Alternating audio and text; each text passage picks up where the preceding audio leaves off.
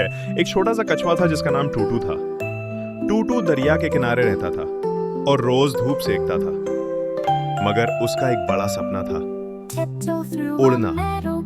जब भी वो परिंदों को आसमान में उड़ते देखता तो ख्वाबों में खो जाता।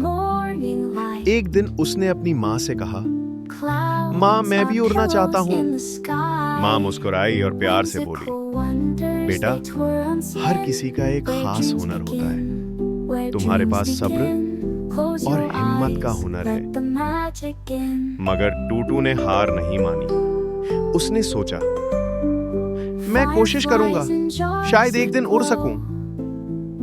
अगला दिन टूटू ने दो परिंदों मीना और मिट्ठू से दोस्ती की।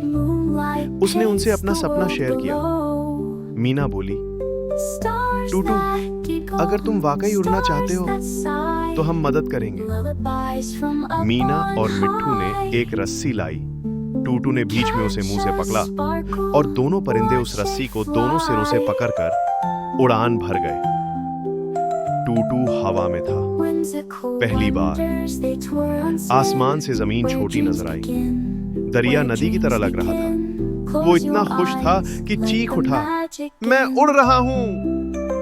मगर उसी वक्त उसके मुंह से रस्सी छूट गई और वो नीचे गिर गया। लेकिन चिंता की बात नहीं, क्योंकि वो दरिया के पानी में गिरा और सुरक्षित था। टूटू ने हंसकर कहा, मैं गिरा जरूर, लेकिन मजा आ गया।